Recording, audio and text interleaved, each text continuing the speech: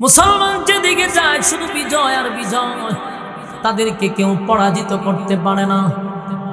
যেখানে যায় রে তাদেরকে কেউ পরাজিত করতে পারে না। অস্ত্র কম, এমনকি বাহিনীও তাদের কম, বাহিনীও খুব কম, অস্ত্র কম, কিন্তু কেমনে তারা যুদ্ধে বিজয় হয়। বাদশাহ এটা নিয়ে গবেষণা করতে করতে পাইল যে যারা অস্ত্রের জোরে যুদ্ধ করে না, বাহিনীর বলে যুদ্ধ করে না, যুদ্ধ করে ইমানের বলে। আপনারা রাশিগঞ্জ সুবহানাল্লাহ, মুসলমানরা কি আসলে অস্ত্রের জোরে যুদ্ধ করে বিজয় লাভ করছে? আপনারা ইতিহাস পড়েন না কেন? বদরের যুদ্ধ দেখছেন, বদরের যুদ্ধের ইতিহাস আপনারা পড়ছেন অথবা অনেকেই শুনছেন। মাত্র 300 ছিল আর 1000 ছিল। 1000 গোলারে কুবা শামসুর মতো কুবায় হলাই দিছে। বলুন অস্ত্রের বলে না ইমানের বলে? ইমানের বলে, ইমানের বলে, ইমানের বলে। মুসলমানরা যেদিকে যাইতো সেদিকেই বিজয়ের পতাকা উড়াইতো। সব দেশের বাদশারা আশ্চর্য হয়ে যায়।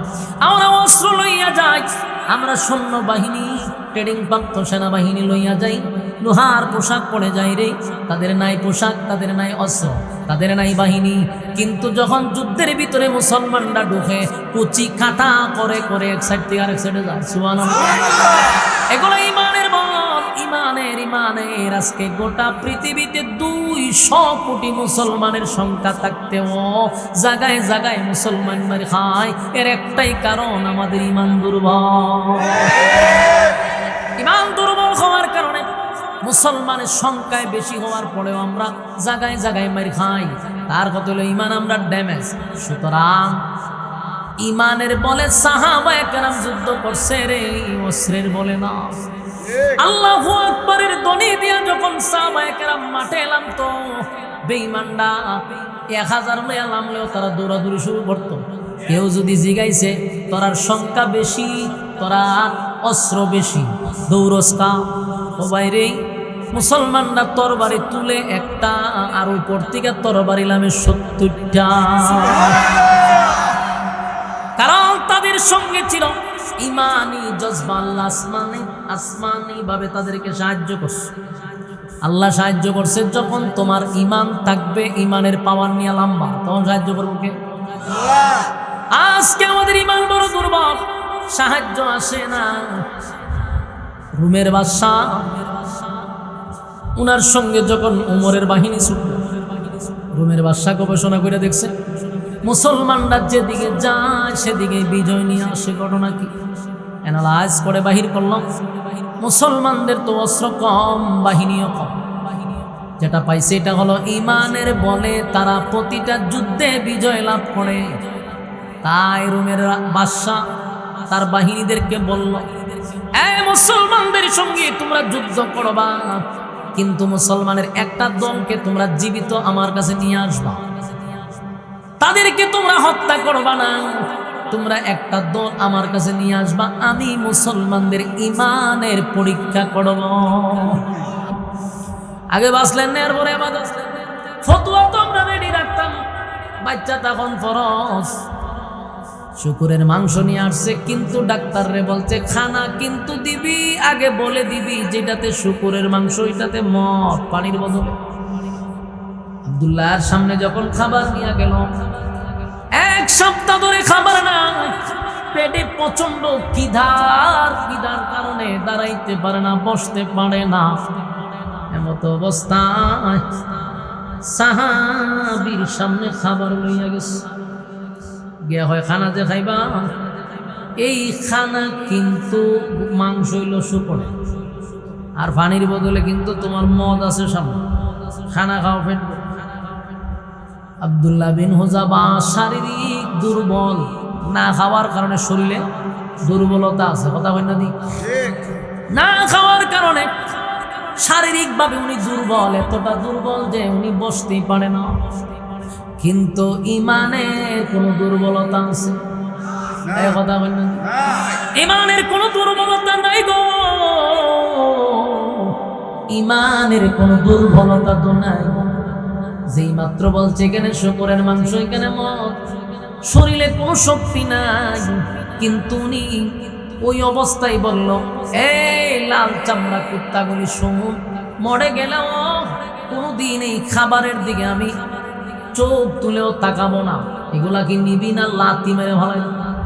সুবহানাল্লাহ বাড়ি। ডাক্তার আশ্চর্য হয়ে গেল, যেই লোকটা বিছানায় শুয়েছিল, খুব কষ্ট করে তারে বসাইছে, শরীরে কিছুই নেই, পেট আর পিঠ দিয়ে এক জায়গায় লেগে গেছে, শরীরের মধ্যে কোনো শক্তি নাই, কিন্তু এই পাওয়ারটা কোথায় পাইল যে লাথিতে ভালাই দিত? এটারে ভাই ইমানের পাওয়ার। বলো এটা কি পাওয়ার? ইমানের পাওয়ার, ইমানের পাওয়ার। সাহাবায়ে কেরামদের মধ্যে সবচেয়ে বড় অস্ত্র ছিল তাদের ইমানের পাওয়ার ছিল। কথা হয় না? ইমানের পাওয়ার দিয়ে যুদ্ধ করছে রে, অস্ত্রের বলে যুদ্ধ করে নাই। আবু জাহিল্লা তো ছিল সবচেয়ে বড় নেতা, ঠিক না? 1000 বাহিনী লইয়া যে গেছিল, এটার সেনাপতি ছিল আবু জাহিল্লা। অহংকার ছিল বেশি, তাকব্বুরি ছিল বেশি, পাওয়ার ছিল বেশি, যে আমার সৈন্য আছে। আল্লাহ হয় তুই পাওয়ার লইয়া গেছ, অহংকার লইয়া গেছ। তাই আবু জাহেলের জীবনী পড়া দেখবেন, তারে যে হত্যা করছে কোনো বালেক ছেলে না, নাবালক 2টা বাচ্চা তারে কুবাসাঞ্জুর মতো কুবাইছে, দিরাগারায় কুবাইছে। কত বছরের বাচ্চা জানেন? 11 আর 12 বছর, মাআজ আর মুআজ। অথচ বড় বড় সাহাবীদের তরবারি দিয়া আল্লাহ তারে ধ্বংস করে নাই। এমন 2 সাহাবীরে দিয়া তারে সাইজ করছে যারা বালেগী হয় না।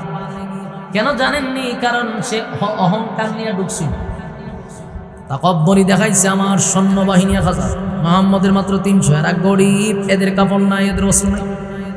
আমার কত অস্ত্র, কত বাহিনী, কিন্তু আল্লাহ আবু জাহিল্লা রে নাবালক 2টা বাচ্চা দিয়া সাইজ করছে জনমের মতো। এমন সাইজ করে করলো, আবু জাহেল যে তরবারিটা লইয়া আরেকটা আঘাত করবে এমন সুযোগ নাই। ইন্নাল্লাযীনা আমানু ওয়া আমিলুস সালিহাতি কানাত লাহুম জান্নাতুল ফিরদাউসি নুজুলা। আল্লাহ বলেন, নিশ্চয়ই যারা ঈমান আনছে এবং নেক আমল করছে, কানাত লাহুম জান্নাতুল ফিরদাউসি নুজুলা, আমি ওই 2 শর্ত যারা মানবে, ঈমান এবং নেক আমল, তাদেরকে আমি জান্নাত দিব। তবে সাধারণ জান্নাত না, জান্নাতুল ফেরদাউস দিব। শুধু দিব এটা বলছে না, বলছে জান্নাতুল ফেরদাউসের মেহমান বানাবো। বলুন তো দেখি কয় শর্তের বিনিময়ে? শেষ বুঝে লেছে ওয়াজ উল্টাইছেন আপনারা, আসল বিশ্বাস না দিন। 2 শর্তের বিনিময়ে আল্লাহ ফেরদাউস দিবে। তো শর্ত প্রথম হইল ঈমান আর হইল নেক আমল। এই 2টা যার ভিতরে থাকবে তার জন্য সুসংবাদ। তবে 2টা যার ভিতরে থাকবে তার ঈমানি পরীক্ষাও হবে। আপনি দাবি করলেন বলে আমি ঈমানদার, আর মসজিদও গেলেন, নামাজ পড়লেন বলে আমি নেক আমল করি, এই দাবিতে জান্নাত পাবেন না। আমরা যখনই আপনার ঈমান এবং নেক আমল থাকবে, তখনই নেক আমল আর ঈমানের একটা পরীক্ষা হবে। পরীক্ষা যখন ফাঁস হবে, কানাত লাহুম জান্নাতুল ফিরদাউসি নুজুলা, আল্লাহ বলেন জান্নাতুল ফিরদাউসের মেহমান বানাবো। পরীক্ষা আসেনি? পরীক্ষা আছে। তো ঈমান কিভাবে আনবো? আমরা যেভাবে দাবি করি এইভাবে ঈমান বলা হয় না। আমরা দাবির কোনো শেষ নাই। যে গাঞ্জা খায় এও আমি ঈমানদার, যে নামাজ পড়ে না বেনামাজি এও হয় আমার ঈমান শক্ত আছে, নামাজ না পড়লে কি হচ্ছে? কিন্তু সুদ যে খায় এও হয় ঈমানদার, জেনা করে এও হয় আমি ঈমানদার, সাদাবাজি করে এও হয় ঈমানদার। তো ঈমানদার তো সবাই, দাবির বেলায় সবাই, কিন্তু কাজের বেলায় ঈমানদার কতটুক ঈমান আছে এটা পরীক্ষা করবে আল্লাহ। ওই পরীক্ষায় যখন আপনি উত্তীর্ণ হবেন, আল্লাহ হয় বিনিময়ে আমি ফেরদাউস দেব। তবে বিনা পরীক্ষা না, ঈমান হতে হবে শক্তিশালী। আমিনু কামা আমানান নাস, আল্লাহ রাব্বুল আলামিন বলেন ঈমান আনো, আমিনু কামা আমানান নাস, ঈমান আনো ওই মানুষদের মতো যারা ঈমানের পরীক্ষায় উত্তীর্ণ হয়েছে।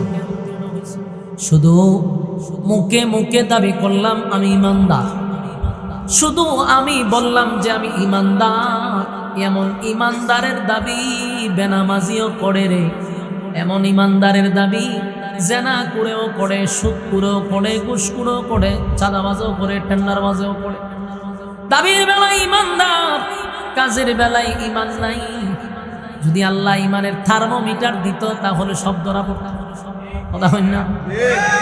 তাহলে যে ইমান দাবি করত তার কাছে গিয়ে এই থার্মোমিটার ঢুকাইয়া পরীক্ষা করত। এই জন্য আমরা ইমান আনবো আমিনু কামা আমানান নাস। ইমান আনো ওই মানুষদের মতো যারা ইমান আনছে, ইমানের পরীক্ষা দিছে। ইমানের পরীক্ষা না দিয়া জান্নাত যাইব না। রোমের সম্রাট, রোম রাজ্য যে চালাইছে, কত বড় রাজত্ব ছিল জানেন?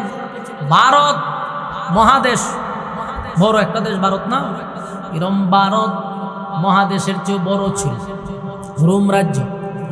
রোমের বাদশাহ সুপার পাওয়ার ছিল, তার মধ্যে আর অস্ত্রের অভাব ছিল না।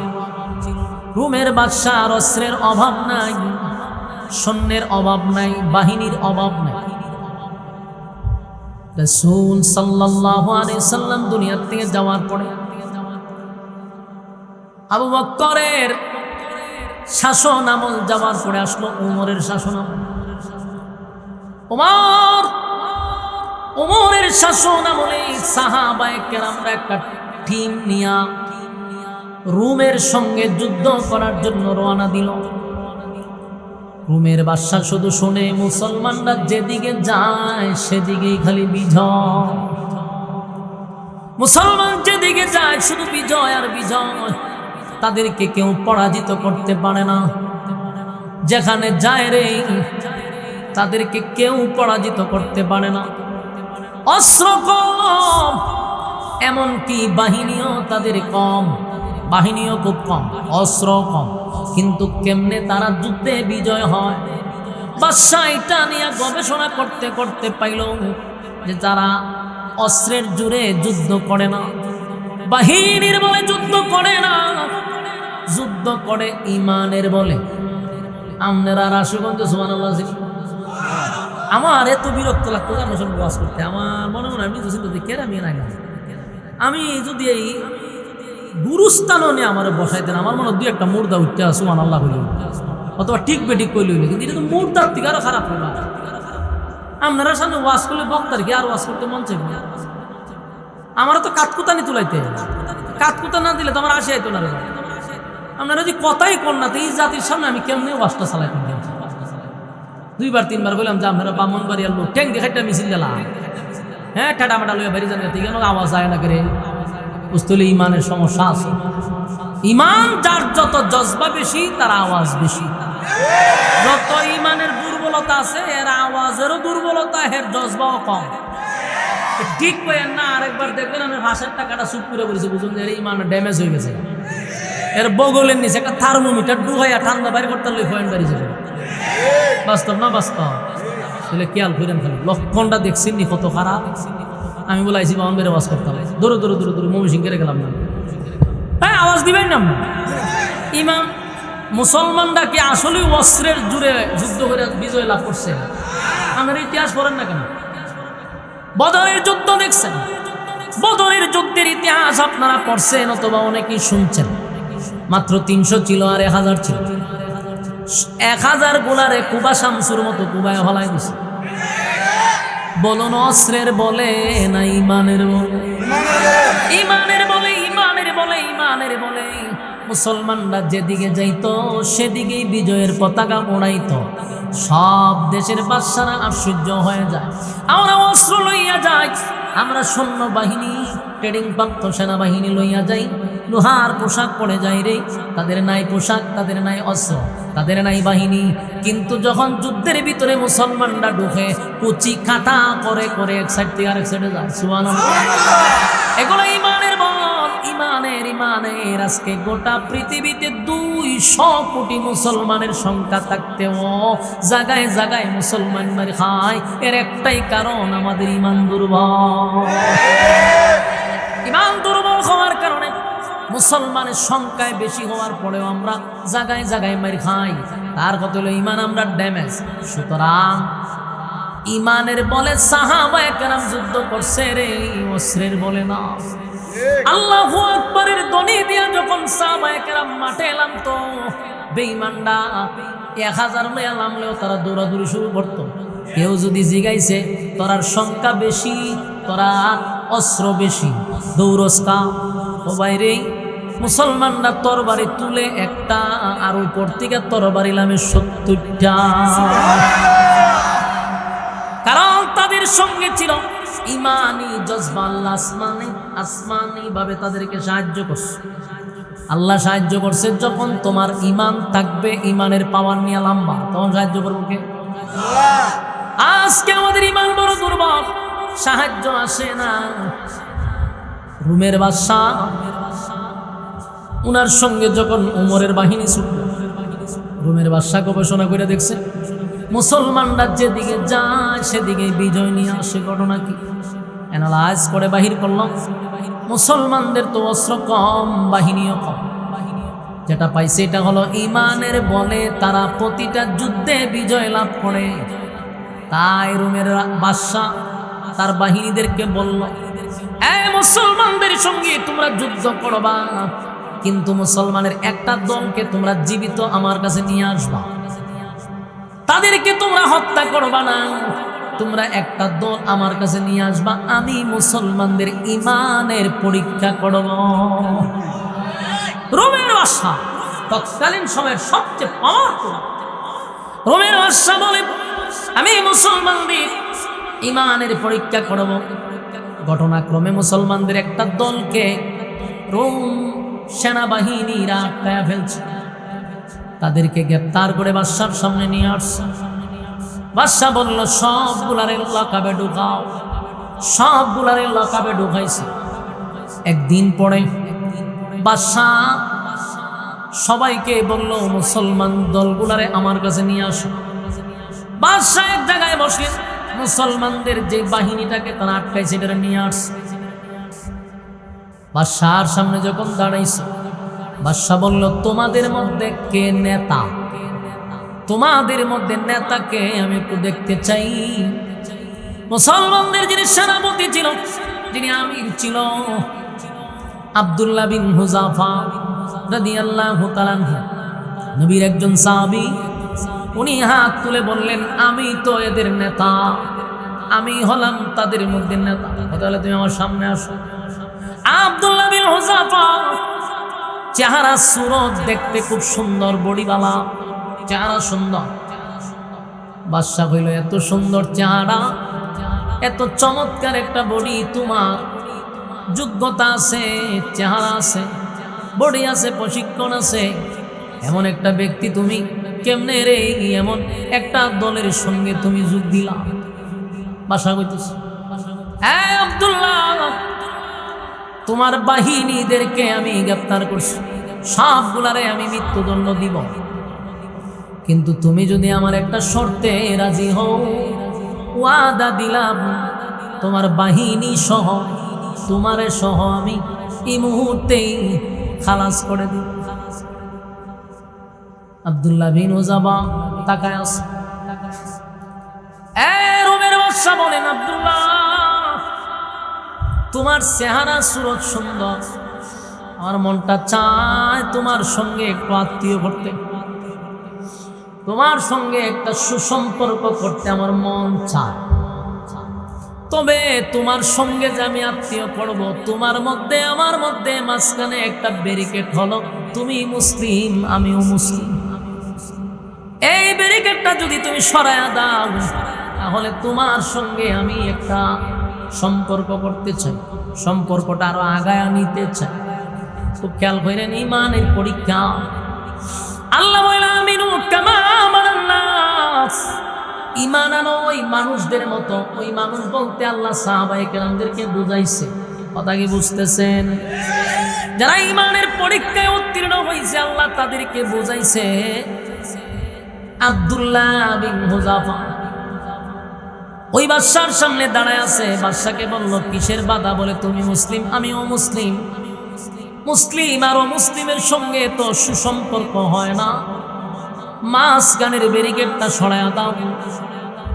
আব্দুল্লাহ রে, আমি তোমার একটা অফার দিই, তুমি যদি আমার কথা মেনে নাও, কটা আরো আগায় নিব। তুমি আমার কথা মেনে নিলে এক নাম্বার হলো তোমার সাথী সঙ্গীদেরকে আমি ছেড়ে দিব। সবচেয়ে গুরুত্বপূর্ণ যে বিষয়টা হলো তুমি দেখতে সুন্দর, এই রাজ্যের সবচেয়ে সুন্দরী রূপসী একটা মেয়ে আছে, এটা আমার, তাও আবার আমার একটা মেয়ে। গোটা রাজত্বের মালিক হলো আমার মেয়ে। তুমি যদি আমার কথা শোনো, আমার মেয়েটারে তোমার কাছে বিবাহ দিয়া দিব। বুঝতেছেন নি কথা? কথা শুনেন আর নিজের ইমানের দিকে খেয়াল করেন। আমরা যদি ডক্টর ইউনুসে ডাকতে নিয়ে হয় হুজুর ইতা করতেন দোল কইরা আমার মেয়েটারে বিয়ে দিলাম না, হ্যাঁ, আর আমার রাজত্বটা আপনারা তো দিয়ে আমি জমা করি। হুজুরও বেশ কি মাইরা কইতো জামানার এখন মাইনা লাই পরে আবার কালেমা হইলাম, কথা হয় না দি ফতুয়া তো রেডি, হ্যাঁ, আগে ব্যবস্থা করে লই পরে যা ঢুই করব। কোরআন যারা মানে না দেখবেন তাদের সঙ্গ মৌলবী আছে না নাই? সব জায়গায় মৌলবী আছে রে। কি বুঝলেন? কথা মিলেনি? এইভাবে মানত। আমরা যদি হইয়ারা দিই কোরআন মানে না, এখন না মানলে কি দিচ্ছে আমরা আসি না সাথে মানা মনে, তো এইটাও হইল তো হ মাইয়া বিয়া করে লেগে ইমান গেলে আবার ইমান আনুন নেলা। ইমানের দুর্বলতা আমাদের মধ্যে বহু গুণ। তাই আল্লাহ বলেন আমিনু কামা আমানান নাস, ঈমান আনো ওই মানুষদের মতো। ওই মানুষ বলতে সাহাবায়ে কেরামদেরকে বোঝায়া গেছে। ঈমানের পরীক্ষায় তারা উত্তীর্ণ হইছে। ঈমানের পরীক্ষা দিয়া দুনিয়াতেই জান্নাতের সার্টিফিকেট পাইছে। দুনিয়া থাকতেই আল্লাহ ঘোষণা দিছে অমুকরে আমি জান্নাতের ঘোষণা দিলাম। নবী বলছেন তুমি জান্নাতি, তুমি জান্নাতি, তুমি জান্নাতি। সুবহানাল্লাহ জানি। দুনিয়ায় থাকতে জান্নাতের সুসংবাদ পায় রে, দুনিয়ায় থাকতে জান্নাতের সুসংবাদ পায়।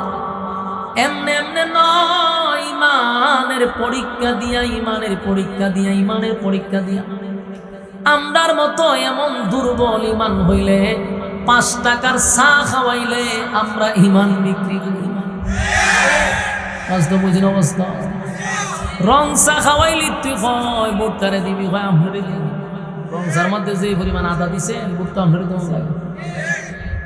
গুরু মার্কায় খাওয়াইছে রং চা, বৈশ মার্কায় হয় দুধ চা দিবি। এখন আর রং চার খবর নাই, দুধ চা খাইয়া হয় বৈশ আমরে ভোট দিব। কিছুক্ষণ পরে ছাগল আইছে, ছাগল আয়া হয় ভোট কারে দিবি রে। কফি খাওয়াইয়া দিলাম, কফি আপনি খাওয়াইছেন, ছাগল ভোট ধরে দিব। বলুন ভোট কয়টা? ভোট কয়টা দিল? কয়জন রে? গুরুরেও দিছে, বৈশ্যও দিছে, ছাগলরেও দিছে, কিন্তু ভোট দিব একটা দিছে 3 জন। আবার ভোটের আগের দিন 500 টাকা মাথা ফিস করে কিনা ভালাইয়া দেয়। তেলে গুরং চাও নাই, দুধ চাও নাই, কফিও নাই, এখন 500। কথা হয় না দি? এমন ইমান লইয়া সমাজে চলি রে। এই ইমানদারের বুকের উপরে পাথরেরও দরকার নাই, চাবুক দিয়া মারারও দরকার নাই, মাথার উপরে করাতরের দরকার নাই। আমরা 5 টাকার চা খাওয়াইলে ইমান বিক্রি করি। আমাদের উপরে ইমানের কি পরীক্ষা হবে? আমরা তো আল্লাহর আদালতে ইমানদারই না। কথা হয় না? যদি ইমান মাপার থার্মোমিটার থাকতো, জ্বর মাপার যেমন থার্মোমিটার আছে, ইমান মাপার যদি থার্মোমিটার থাকতো, বহু মৌলবী আমরা ধরা পড়তাম। ওয়াজ করার সময় আসলে পরে বলতো হুজুর একটু দাঁড়ান, বগলের নিচে আলগি দেন, আলগি দিলে থার্মোমিটার ঢুকাইয়া দেন। বক্তারে কতক্ষণ দাঁড় করাইয়া থার্মোমিটার বাইর করে হইতো হুজুর ইমান জিরু, মান সম্মান লইয়া বাড়ি যাও। ঠিক না বেটি? এই যুবক ভাইরা, তাই আজকে আমরা এই সুযোগটা কাজে লাগাইছি। যেহেতু আমরা গাঁজা খাইয়া হই ইমানদার, নামাজ না পড়িয়া হই ইমানদার, মাফার কেউ নাই, তাই দাবি কইরা গেলাম ইমানদার। দাবির বেলা ইমানদার। আল্লাহ বলেন আমিনু কামা আমানান নাস, ঈমান আনো, ঈমান আনো, ঈমান আনো ওই মানুষদের মতো যারা ঈমানের পরীক্ষা দিয়া 5 ডিভিশনে পাস করছে। এমনকি ঈমানের পরীক্ষা এমন ভাবে দিছে, আল্লাহ দুনিয়ায় থাকতে তাদেরকে সুসংবাদ জানাইছে, আমি তোমাদেরকে জান্নাত দিব। জোরে কোন সুবহানাল্লাহ। ঈমানের কত পাওয়ার, ঈমানের কত পাওয়ার গো। ঈমান ইমানের কত পাওয়ার, ইমানের কত পাওয়ার। দুইটা গুণে গুণান্বিত হইলে আল্লাহ জান্নাত দিব। একটা হলো ইমান আর একটা হলো নেক আমল। কিন্তু ইমানের বেলা আমরা বড় দুর্বল। এই যুবক ভাইরা, আমাদেরকে অফার দিলে আমরা কি অফার কি ফালাইয়া দিব? যদি হয় গুলশানে বাড়ি দিব, কথা হয় না দি, গুলশানে বাড়ি দিব, এমন কথা শুনলে বহু মৌলবী আমরা দৌড় মারতে রাজি। পাবলিকের কথা বলি হইলাম, গুলশানে বাড়ি দিলে পাগল হয়ে যায়। আর যদি কয় রাষ্ট্রপতির মেয়েরে তোর কাছে বিয়া দিব, সর্বনাশে কইব আমি কি জমিন আছি না আসমানও আছি, আর কি উঠাছে। আর রোমের বাদশাহ নবীর সাহাবীরে বলল, এই আব্দুল্লাহ, ওয়াদা দিলাম আমার একটা মাত্র কন্যা, সুন্দরের দিক দিয়া পুরা রাজ্যের মধ্যে আমার মেয়ের চেয়ে সুন্দর কেউ নাই, রূপে গুণে সর্বদিক দিয়া। এই মেয়েটারে তোমার কাছে বিবাহ দিব। শুধু তাই না, বিবাহের দিন হাজার হাজার মানুষের সামনে আমার রাজত্বের অর্ধেক তোমার নামে লিখে দিব। কিতা বুঝলেন? এই অফার কি আমরা মিস করব? চিন্তা করেন আমরা কত বড় মাফের ইমানদার। আল্লাহ নবীর সাহাবীর ইমান পরীক্ষা করতেছে রোমের বাদশা। রোমের বাদশার টার্গেট হলো মুসলমানরা কেমনে রে গোটা বিশ্ব বিজয় করলো। যেখানে যায় সেখানে মুসলমান বিজয়, যেখানে যায় সেখানে বিজয়। মুসলমানদের অস্ত্র নাই, সৈন্য নাই, কিন্তু যেদিকে যায় তুফান ছুটায়, তুফান ছুটায়। সুবহানাল্লাহ। এক খালিদ বিন ওয়ালিদ যুদ্ধের ময়দানে 60,000-এর সঙ্গে উনি একা দৌড় মারে, সবিতা দৌড় মারে। সুবহানাল্লাহ। অস্ত্র লইয়া 60,000 সুলজার বাহিনী খাড়া। খালিদ বিন ওয়ালিদ তরবারিটা লইয়া যখন আল্লাহু আকবার কইয়া দৌড় মারে, 60,000 ওনারে দেখতে দৌড় মারে। সুবহানাল্লাহ। এটা ছিল ইমানের পাওয়ার। এটা কিসের পাওয়ার? ইমানের পাওয়ার, ইমানের পাওয়ার, ইমানের পাওয়ার। সেই রোমের বাদশাহ যখন এই অফার দিছে, নবীর সাহাবী আব্দুল্লাহ বিন হুযাফা, আব্দুল্লাহ বিন হুযাফা বলেন, এই রোমের কুত্তা, কথা বুঝতেছেন আমার? আমরা যদি এমন অফার দেয় আর আমরা যদি মিস্টার আমাদের যে উপদেষ্টা ডক্টর ইউনূস সাহেব যদি গালিটা দিই, আপনি কি জমিনও থাকবেন? কথা কয় না, আপনি যেখানে খারা এখানে গাতা করবো, এখানে আপনার খবর দিয়ে উপরে দিয়া টাইলস লাগাই দিব। কথা কয় না দিই, উপরে তো টাইলস দিব। কিন্তু ইমানের কি পাওয়ার! আব্দুল্লাহ ওই বাদশার সামনে দাঁড়ায় হয়, রোমের কুত্তা, তুই কি আমারে রাজত্বের বিনিময়ে, তোর বিনিময়ে ইমান বিক্রি করতে চাস? তোর এই রাজত্বের মধ্যে আমি থুতু দেই। এই দুনিয়া ক্ষণস্থায়ী, ক্ষণস্থায়ী দুনিয়া আমরা চাই না, আমরা চিরস্থায়ী পরকাল চাই। এই দুনিয়ার শেষ আছে, এই দুনিয়ার শুরু আছে, এই দুনিয়ার শেষ আছে। বলুন কেউ থাকতে পারবো? কথা বল না, ঠেডা মেডা লয়া যাওই বাইরন, বলুন তো দেখি থাকতে পারবেন? বাইরন তো খুব বেড়াগিরি দেখায়, কিন্তু বেড়াগিরি কি চিরস্থায়ী? চিরস্থায়ী নয়, থাকতে পারবো না, চলে যেতে হবে। তাই পরকালের প্রতি আমাদের বিশ্বাস বাড়াইতে হবে। এটার নামে ঈমান, এটার নামে। এই পৃথিবী থাকার জায়গা নয়। আর মাঝে মধ্যে ভয় লাগে। সুন্দর এই পৃথিবী দেখতেছি, হঠাৎ করে যদি না দেখি। যে আপনার এখানে আসার আগে একজন বক্তা, ওনার নাম হইল গিয়া ইসহাক আল হুসাইনি, একজন বক্তা, নাম শুনছেন না? সারা দেশ ওয়াজ করছে। হঠাৎ করে একদিন সকালবেলা হয় আমি কিছুই দেখি না। অন বুঝেন, আপনি দেখতেছেন, হঠাৎ করে তুই দেখেন সম্বন্ধ কেমন লাগবে? পৃথিবী সব দেখলেন, একটা অন্ধ মানুষ জন্মের পরে দেখে নাই, এটা স্বাভাবিক, দেখছে না, দেখছে না। কিন্তু একটা মানুষ দেখার পরে যদি আর না দেখে, এর যে কত কষ্ট আর জ্বালা, এটা আপনারা বুঝাইতে পারবো না। যেন মাঝে মধ্যে বইনি যখন বলতেছে, আমার ভয় লাগছে, আমার শরীরের রুম সব দাঁড়ায় গেছে। আমার যারা বইয়া উনি গল্পগুলো করতেছে, আমার ভয় লেগেছে। মাঝে মাঝে চিন্তা করতেছি, আল্লাহ যদি চোখটা হঠাৎ করে নিয়ে যায় রে, কোন আদালতে মামলা করলে আমি চোখ পাবো? কথা হয় না? পৃথিবীর কোন আদালতে মামলা করলে আপনি চুপ পাবেন যদি মালিক হঠাৎ করে সকালে ঘুমতে উঠে দেন কিছু দেখা যায় না? কার কাছে কি অভিযোগ করবেন? এমন এক ব্যক্তি নিছে কারো কাছে অভিযোগ করার সুযোগ নাই। হঠাৎ করে যদি 2টা কিডনি ড্যামেজ হয়ে যায়, কার কাছে অভিযোগ করবেন? কোন থানায় মামলা দিবেন? হঠাৎ করে যদি প্যারালাইসিস হয়ে করে পড়ে থাকি, কার কাছে রে মামলা দিব? কারে জিগাইব? কারে খুশি করব? এগুলা ভাবলে আমার নিজেরই ভয় লাগে। আল্লাহ, চোখে দেখি, হঠাৎ করে যদি না দেখি। মালিক, গুনার কারণে এমন কোন বিপদ আমাদের সামনে দিও না। গুনার কারণে যদি সকাল বেলা উঠে দেখি, চোখে দেখি, অবস্থা কি হবে? আল্লাহ, গুনার কারণে 2টা চোখ বন্ধ করে দিয়েন না।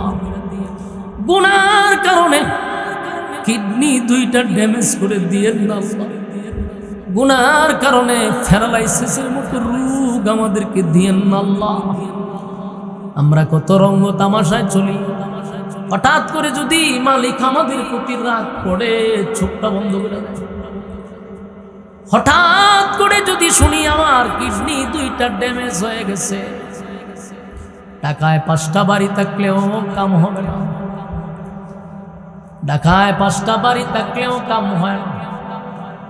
কত কিছুদিন আগে আমি এক মাহফিল গেছি, এক মাদ্রাসার মুহতামিম আমার কাছে মাদ্রাসার বিষয় নিয়ে আলোচনা করতেছে।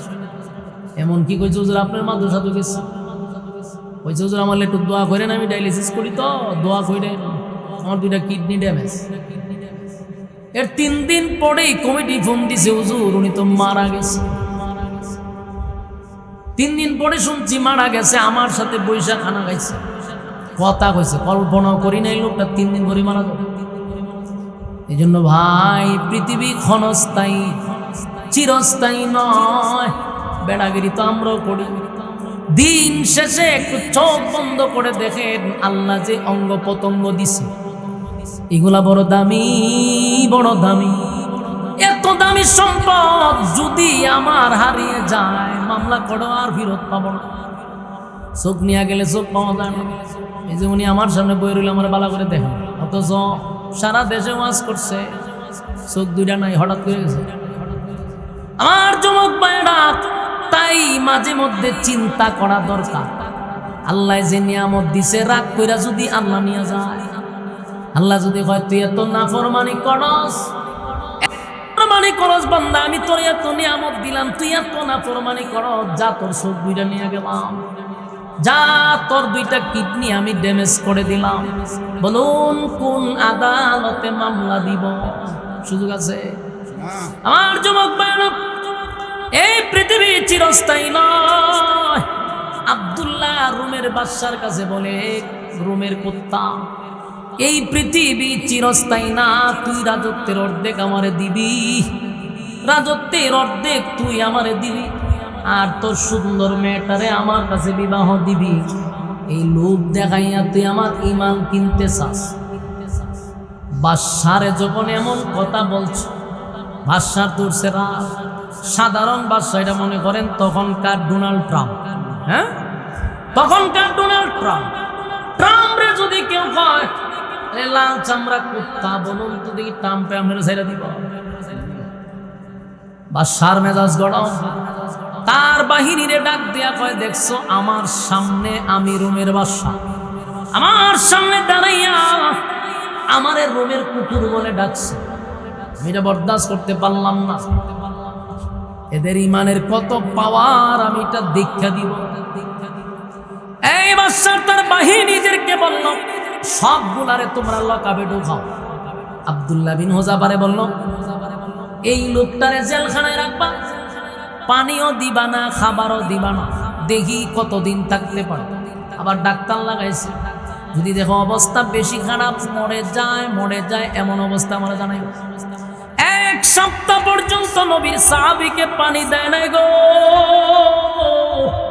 1 সপ্তাহ পর্যন্ত খাবার দেয় নাই, পানি নাই, খাবার নাই, জেলখানার ভিতরে খাবারও নাই, পানিও নাই।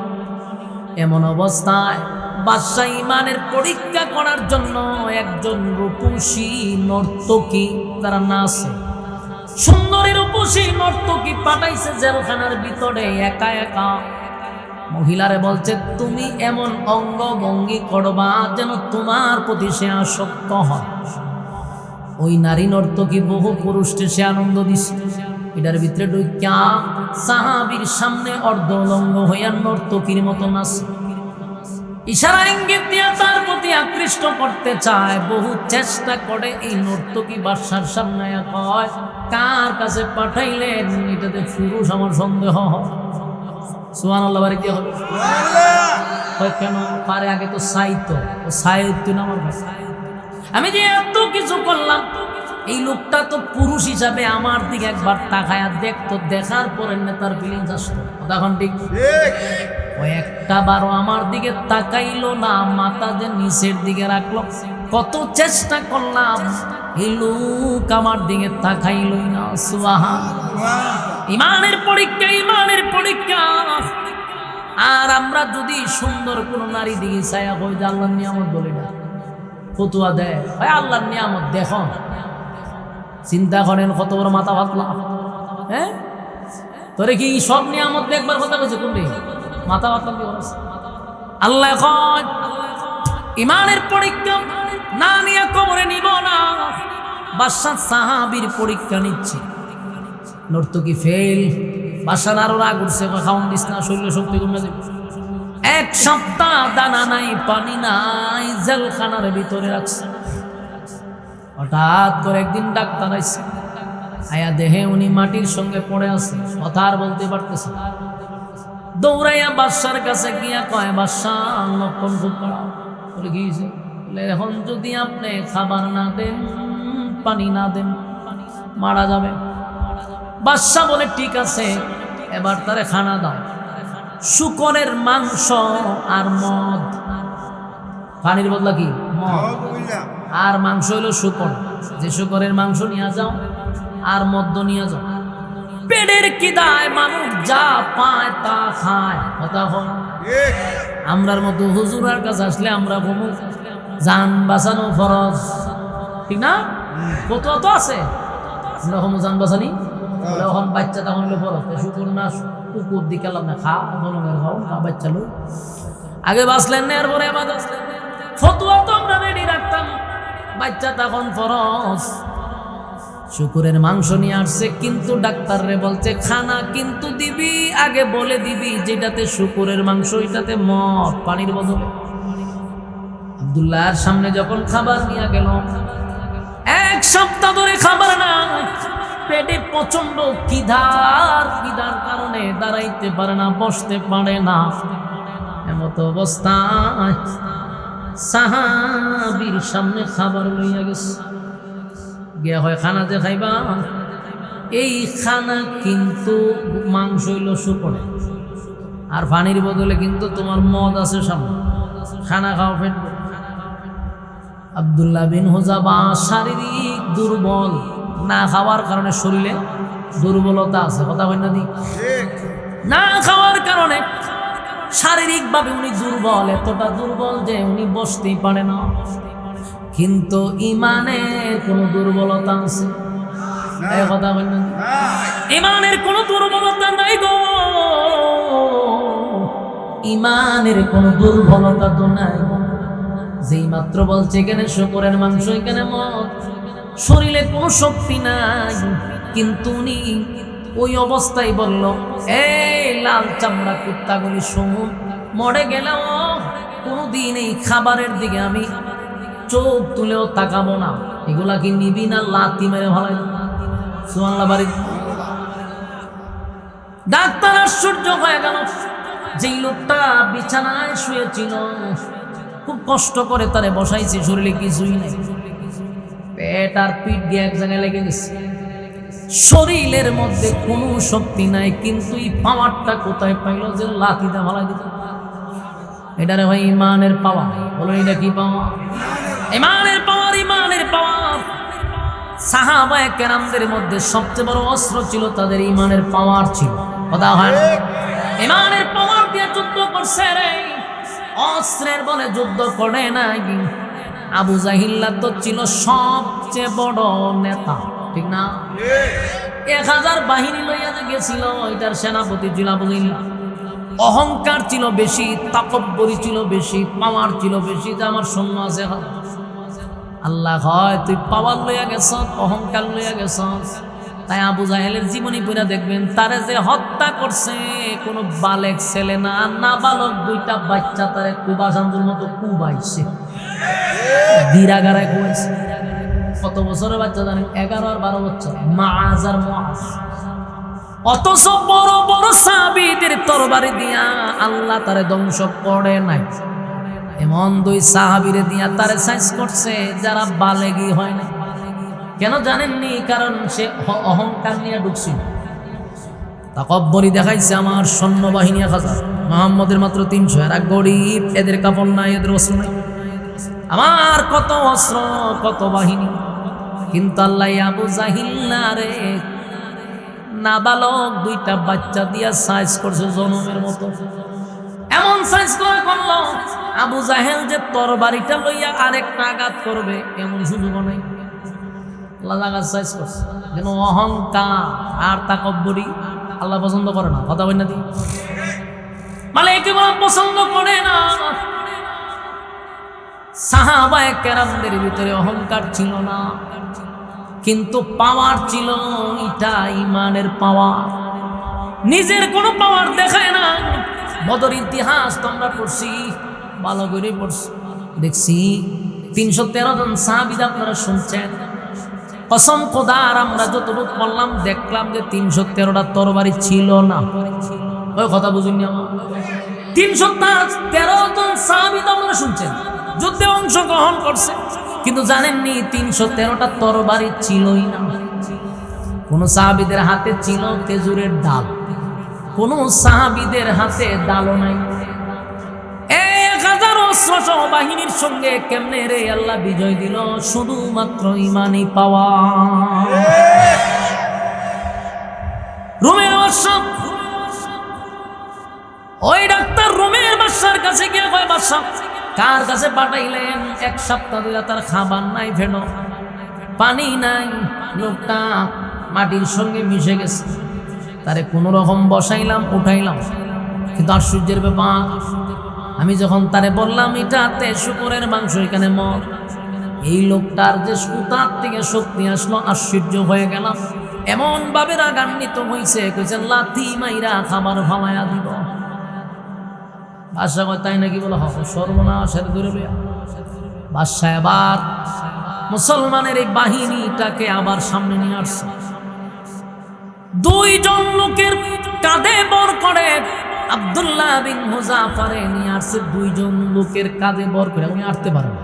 যখন 1 সপ্তাহ না খাইলাম না আটতে পারেন, ও দুপুরের খাওয়ান দিলে তুমি মেজাজ গরম হয়ে যাবে, প্লেট মেট গেলে বাইরে ভেঙে গেল। কথা ঠিক নেই? আমরা মাঝে মধ্যে আওয়াজ শুনি আশেপাশের থেকে, ঠাসটুস বাড়ি, এমন কিতা বড় কিছু শুরু হয়েছে, খাওয়ান দিতে দেরি করছে, প্লেট মেট বাইরে ভেঙে গেল। দুপুরের খানা যদি একটু দেরি হয়, মেজাজ কেমন কেটে যায়। আর রোজার সময়, ইফতারির সময়টার দিকে একটা মেজাজ কাটে, ঠিক নেই? কারণ সারাদিন উপাস, মেজাজ খুব কড়া। আর 1 সপ্তাহ ধরে পানিও নাই, খাবারও নাই, এনেকে আর একটা দাঁড়াইতে পারবো? দাঁড়াইতে পারে না। 2 জন মানুষের কাঁধে বর করে বাদশার সামনে দাঁড় করেছে। বাদশা কয়, মিয়া পেটও খাবার নাই, আবার তেজও তো কমছে না, খাবার দিলাম খাইতা তোমরা না, আছে জান বাঁচানি ফরজ, কত রেডি?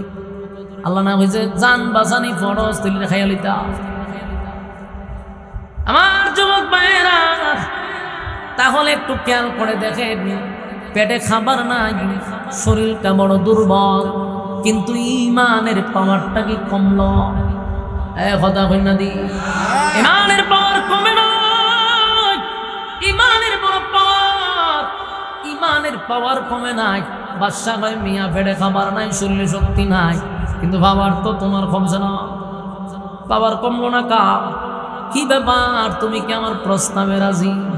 ওই বাদশা আবার আনছো, আমি যে আগে প্রস্তাব দিছিলাম প্রস্তাবে যদি রাজি হও এখনো সুযোগ আছে, এখনো সুযোগ আছে।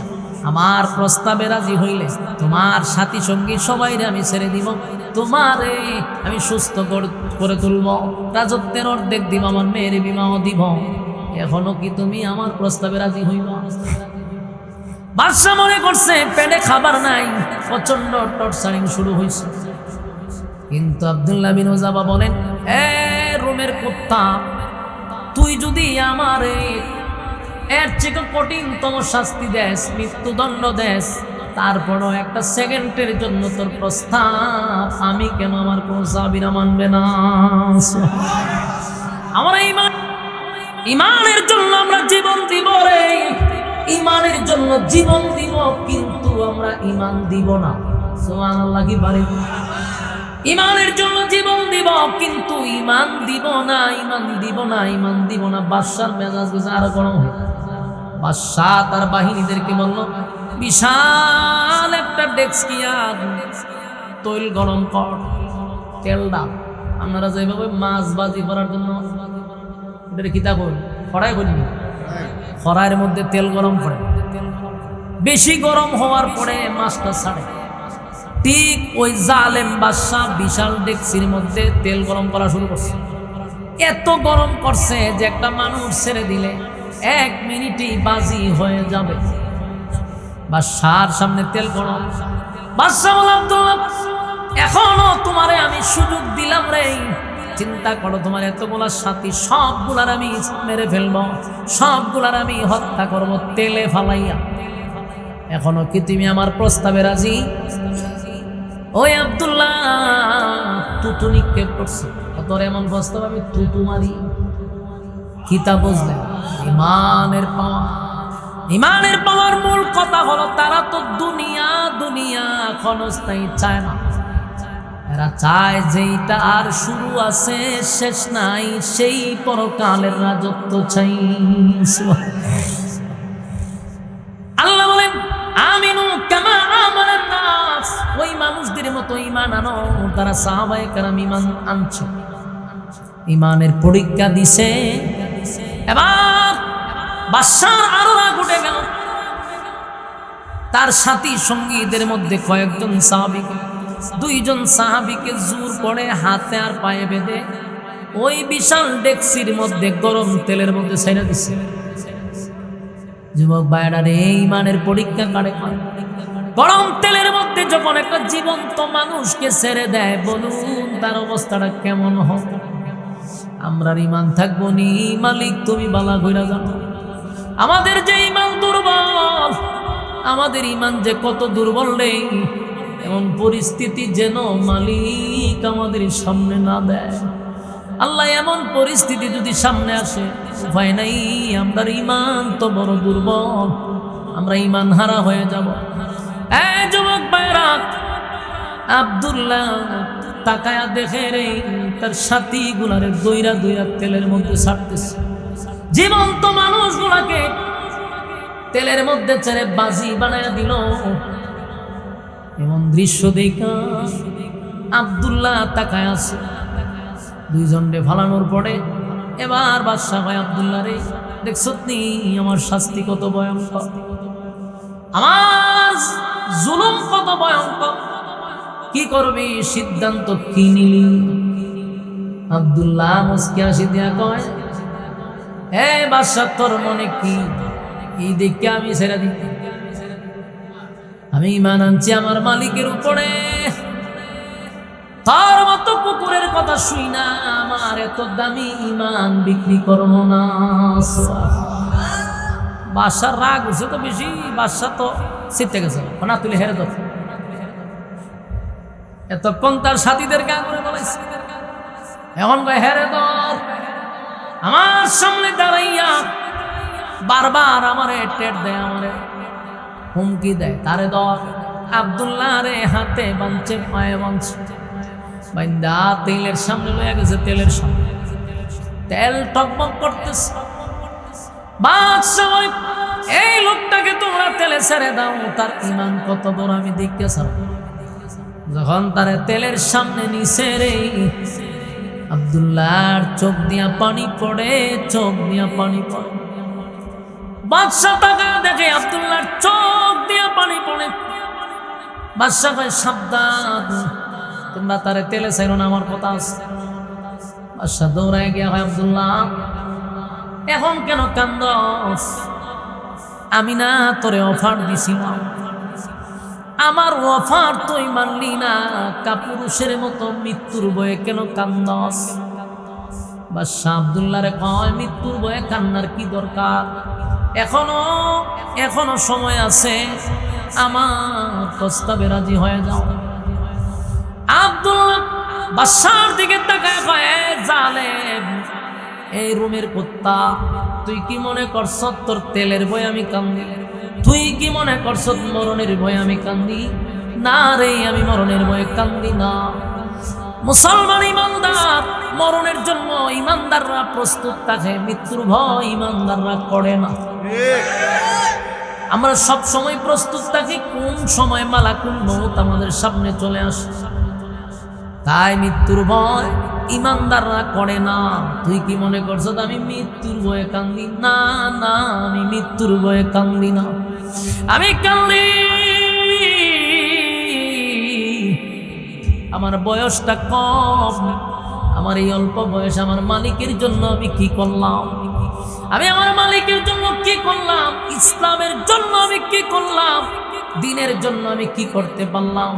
আমি তেলের সামনে দাঁড়ায় ভাবতেছিলাম, আল্লাহ আমারে যদি তেলে ফালাইয়া দিত আমি মৃত্যুবরণ করতাম, আবার আপনি আমারে জীবিত করতেন, আবার তেলে পড়তাম, আবার জীবিত করতেন, আবার আপনার জন্য জীবন দিতাম। 100 বার যদি আপনি আমারে জীবন দিতেন, 100 বার যদি আপনার জন্য আমি জীবন দিতে পারতাম, সেই দুঃখে আমি কান্দি যে মাত্র একবার আমার জীবনটা দিলাম ইসলামের জন্য, বারবার দেওয়ার সুযোগ নাই, সেই ব্যথায় আমি কান্দি। একটা জবান বন্ধ রাখবেন না, জোরে করেন আল্লাহু আকবার, আরো জোরে করেন আল্লাহু আকবার। এই ইমানের আওয়াজ দিয়ে বলেন আল্লাহু আকবার। ইমানের কত পাওয়ার গো, ইমানের কত পাওয়ার, ইমানের কত পাওয়ার, ইমানের কত পাওয়ার। একবার শাহাদাত বরণ করবে এই জন্য কান্দে, 100 বার শাহাদাতের তামান্নায় চোখ দিয়া পানি ছাড়ে। আল্লাহ আপনি 100 বার জীবন দেন, 100 বার আপনার জন্য আমি জীবন দিয়া দেই, এই কারণে কান্দেই। বাদশাহ চিন্তা করলো, সর্বনাশ, আমি যদি তার এখন তেলে ফালাইয়া হত্যা করি, সে জিতে যাবে, আমি বাদশাহই তো হেরে যাব। বাদশাহ হয় তারে আর তেলে ভালো লাগবে না, নিয়ে আমার কাছে। বাদশাহ ডাক দেখো, আব্দুল্লাহ রে, ইমানের এত পাওয়া, 100 বার মৃত্যু চায়, তাহলে আমি যদি এখন তার তেলে ফালাই, সে জিতে যাবে, আমি বাদশাহ হেরে যাব। বাদশাহ হারতে রাজি না, তারে তেলে ফালানো যাবে না। তখন ছাড়বো কেমনে, খালাস করবো কেমনে, জামিন দিব কেমনে? একটা কথা তো হয়ে জামিন দিতে। বাদশাহ কোনো জিনিস তো গায়ে পায় না, কারণ যেটাই কয় সেটাই সে মেনে নেয়। মরতে চায়, মরতেও রাজি, আমিও করবো। বাদশাহ শেষ পর্যন্ত হয়, তোমারে ছেড়ে দিতে পারি একটা শর্তে। বলে কি? বলে তুমি আমার কপালে যদি একটা চুমা দাও, আমি এর বিনিময়ে তোমারে তোমার সাথী সঙ্গীদেরকে আমি ছেড়ে দিব। সুবহানাল্লাহ। আব্দুল্লাহ বিন উযাবা বলেন, চিন্তা করে দেখলেন আমার একটা চুমা, যদিও সে কাফের, কিন্তু একটা চুমার বিনিময়ে যদি আমার নবীর এতগুলা সাহাবীর জীবন বেঁচে যায়, এই দিকটা শুধু খেয়াল করে বেঈমানের কপালে চুমা দিয়া অসংখ্য সাহাবীদেরকে জামিন করছে। সুবহানাল্লাহ। আমার যুবক ভাইয়েরা, আমিনু কামা আমানান নাস। এই জন্যই তো আমার আল্লাহ বলেন, ঈমান আনো রে ওই মানুষদের মতো। ওই মানুষ কারা গো? ওই মানুষ তো সাহাবায়ে কেরাম, যারা ঈমানের জন্য পরীক্ষা দিছে, যারা ঈমানের জন্য উত্তীর্ণ হয়েছে। এক আশুগঞ্জের ভাইয়েরা, দিলের কান লাগায় কথাগুলি শুনেন, খালি ছটফট ছটফট ছটফট করতেছেন বাড়ি যেতে। কত রাত ঘুমান, একটু সময় না হয় এখানে বসে কথা শুনলেন। শয়তান তো প্রতিদিন আপনারে গুতাইতে গুতাইতে আপনারে এই মজলিস থেকে বাইর করে। আজকে না হয় একটা দিনের কথা শোনার জন্য ধৈর্য নিয়ে একটু সময় বসা যাইব। হুজুর আসার আগ পর্যন্ত, আমাদের মহাসচিব আসার আগ পর্যন্ত আমার তো সালাইতেই ঠিক নেই। হুজুর আসলেই আমি ছেড়ে দিব। আমার ইঙ্গিত দিয়ে হুজুর আয়া পড়ছে। যুবক ভাইরা, আল্লাহ কিন্তু বলেন আমিনু কামা আমানান নাস, বলুন ঈমান আনো ওই মানুষদের মতো। এতক্ষণ শুনলাম ওই মানুষ বলতে কারা? কই ওয়াজ করতা, সারা রাত ওয়াজ করলাম। জুলেহারে নিয়া সোহালেরা ওই জিগে হুজুর জুলেহা বেড়া না মিটি লক্ষণ তুই রমরে ভাই। বলুন আমিনু কামা আমানান নাস এর ব্যাখ্যা আল্লাহ কারে বুঝাইছে? সাহাবায়ে কেরামদেরকে বুঝাইছে। শুধু তাই না, বলছে যারা ইমানের পরীক্ষায় উত্তীর্ণ হয়েছে তারা। বেশিরভাগ ইমানের পাস করছে কারা? সাহাবায়ে কেরাম। আবার আমিনু কামা আমানান নাসের ব্যাখ্যা আব্দুল্লাহ বিন তামির হতে পারে। এই আব্দুল্লাহ বিন তামিরকে জানো? নবী দুনিয়াতে আসার 50 অথবা 80 বছর আগে একজন যুবক ইমানের জন্য পরীক্ষা দিছে। এই জন্য আমিনু কামা আমানান নাস আব্দুল্লাহ বিন তামির হতে পারে, সেও ইমানের পরীক্ষা দিছে। কথা কি বুঝতেছেন? ইমানের পরীক্ষা দিছে কেমনে? একজন জালেম বাদশা ছিল, এটাও জালেম বাদশা। জালেম বাদশা নিজেরে খোদা দাবি করত, নিজেরে খোদা দাবি করত। তার রাজ্যে সবাই তারে রব মানত। নাউজুবিল্লাহ। শুধুমাত্র এই ছেলেটা বাদশারে খোদা মানে না, বাদশারে রব মানে না। এই জন্য বাদশা ক্ষিপ্ত হইয়া যুবকটারে গ্রেফতার করছে। যুবকরে রিমান্ডে মারতে মারতে কয়, বল তোরে সেই আসল রবের পরিচয় কে দিছে? মাইরের কারণে যুবক বলল, অমুক জায়গায় এক পাদ্রী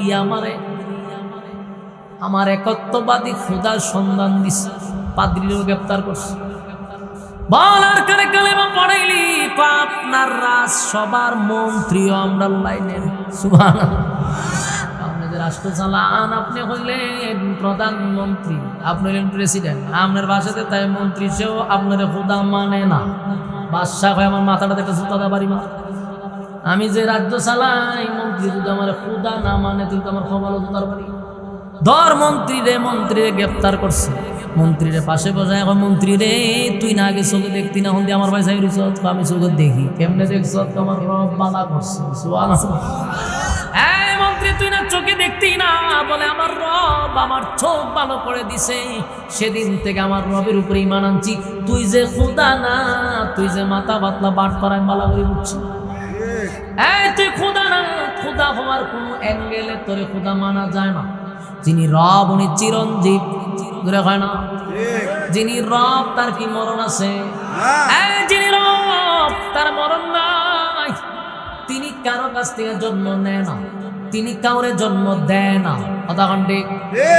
এই বাদশা, তুই তো জন্ম নিছ, তুই আবার জন্ম দিছ, তো তোর মরণও আছে। তুই খাস, তুই ঘুমাস, এত ঘুমাস, এত খাওয়ন খাস, এত কিছু করস। তুই কেমনে খোদা হইছ? কোন অ্যাঙ্গেল থেকে তুই খোদা হস? বাসা কেমন খারাপ লাগে? আমার বেতন নিয়ে চলস, আমার রাজ্যে থাকস, আমার এই খোদা মানুষ না? বলে না, তোরে কোনো অ্যাঙ্গেলেই খোদা মানা যায় না।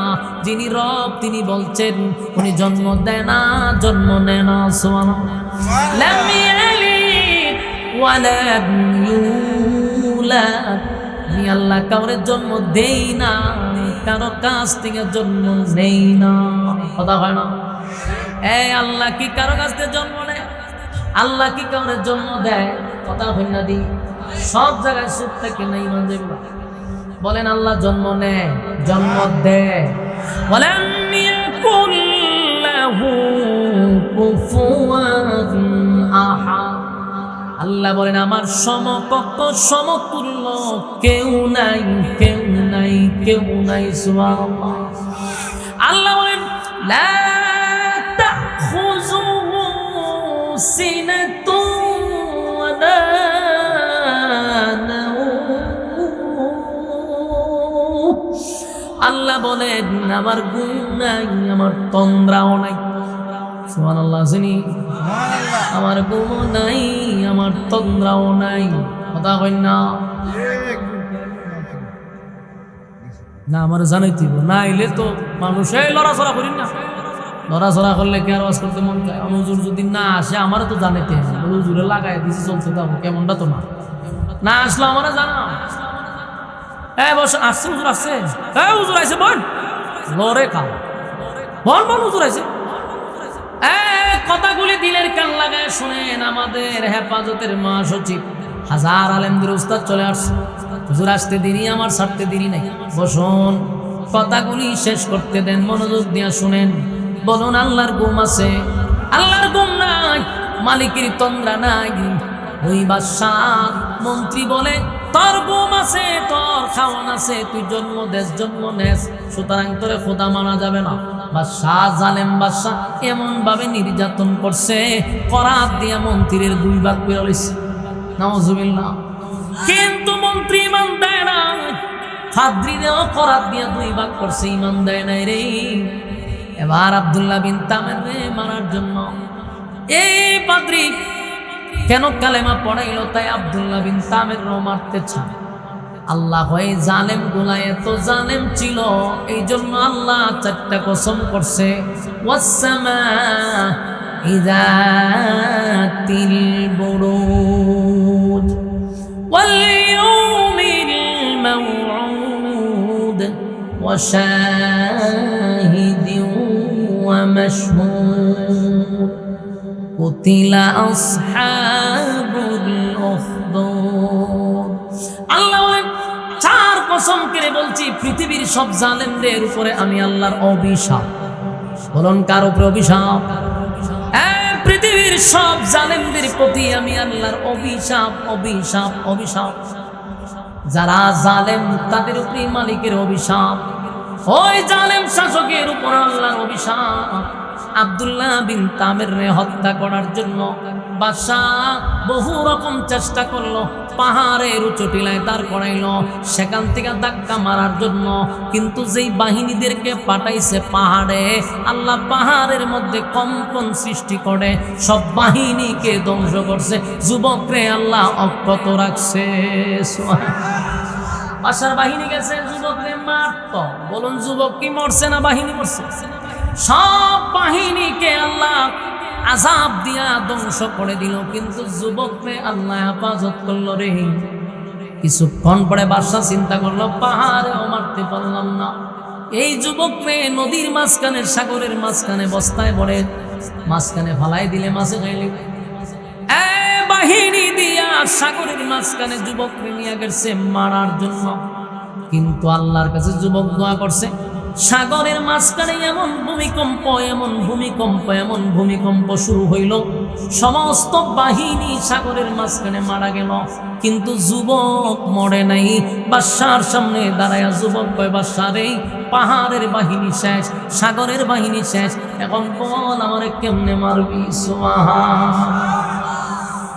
বাদশা পাগল পাগল পাগল হয়ে গেল, এত পাগল হইল, আমার সব বাহিনীর খাম শেষ, পাহাড়ে পাঠাই, পাহাড়ের বাহিনী শেষ, আমি পাঠাই সাগরে, সাগরের বাহিনীও শেষ, যেখানেই পাঠাই রে সেখানেই বাহিনী মরে, কিন্তু যুবক তো মরে না।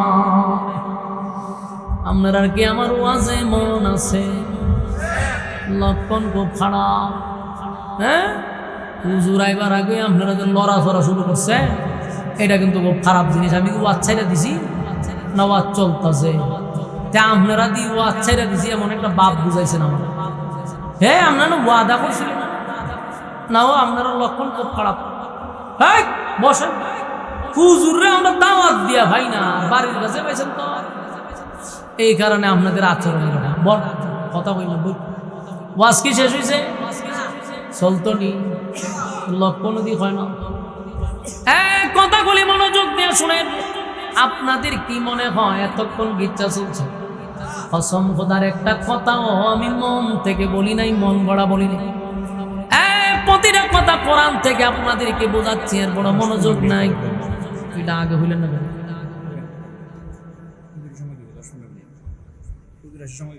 কিন্তু কইতিব না, আপনারা গাড়ি সব মনে হচ্ছে আইসি, এটা কইতিব না, কখন বন্ধ শুনুন। বোন চলতো নি, ছেড়ে দিতাম, বন হুজুর আইতেছে। والسماء ذات البروج واليوم الموعود وشاهد ومشهود آية চারটা কসম والسماء ذات البروج অসংখ্য তারকা বিশিষ্ট আকাশের কসম واليوم الموعود পরকালের কসম যেখানে বিচার হবে وشاهد ومشهود ইয়াউমুল জুমআ ইয়াউমুল আরাফা দুইটা কসম শেষ আয়াতে দুই কসম এর আগে দুই কসম মোট চারটা কসম চার কসম করে আল্লাহ বলেন কুতিলা আসহাবুল উখদুদ আল্লাহ বলেন আকাশের কসম নক্ষত্রের কসম কিয়ামত দিবসের কসম আল্লাহ বলেন ইয়াউমুল জুমআ যেই দিনটা ঘুরে ঘুরে তোমাদের সামনে আসে সেই দিনের কসম ওয়া শাহিদিন ওয়া মাশহুদ এবং আল্লাহ বলেন যে আরাফার দিনের কসম চার কসম করে বলেন তিলা আসহাবুল উখদুদ আলহামদুলিল্লাহ আলহামদুলিল্লাহ আপনাদের কাঙ্ক্ষিত মেহমান আজকের মাহফিলের মধ্যমণি হাজার হাজার আলেমদের উস্তাদ আমাদের ব্রাহ্মণবাড়িয়ার কৃতি সন্তান হেফাজতের সম্মানিত মহাসচিব আমাদের মধ্যে চলে আসছে ইনশাআল্লাহ হুজুরের দোয়ার শরীক হয়েই আমরা যাব ইনশাআল্লাহ হ্যাঁ বন্যা তাড়াতাড়ি বসে